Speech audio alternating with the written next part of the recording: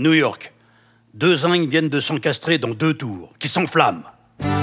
Des gens sont tués, d'autres paniquent. Là-haut, vers 300 mètres, c'est un vrai four. Certains veulent s'échapper, tandis que d'autres abdiquent. En bas, dans les rues, c'est la consternation. Les passants ne comprennent rien à ce qu'ils voient. On se dit, est-ce qu'elles vont tenir les constructions? À peine l'a-t-on pensé qu'une des tours s'abat. Juste avant que le World Trade Center ne s'effondre, des gens sautent dans le vide, se jettent par les fenêtres. Parmi eux, l'homme qui tombe, jambes repliées, qui fonce, photographié par Richard de l'Associated Press.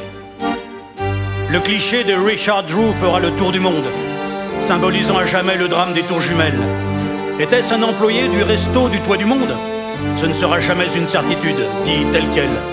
Les tours se sont écroulées peu après son saut. Les pierres, l'acier, la poussière l'ont enseveli. Des passants ont été tués, d'autres ont eu très chaud. Les secours s'organisent, des hommes bravent l'incendie. Juste avant que le World Trade Center ne s'effondre, des gens sautent dans le vide, se jettent par les fenêtres. Parmi eux, l'homme qui tombe, jambes repliées, qui fonce, photographié par Richard de l'Associated Press.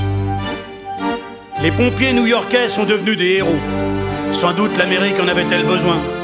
Ils ne se sont pas économisés, loin s'en faut. Les pertes ont été énormes. 3000 morts, c'est pas rien.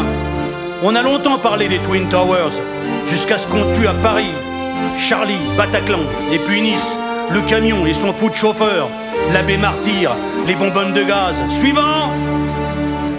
Juste avant que le World Trade Center ne s'effondre, des gens sautent dans le vide, se jettent par les fenêtres. Parmi eux, l'homme qui tombe, jambes repliées, qui fonce, photographié par Richard de l'Associated Press.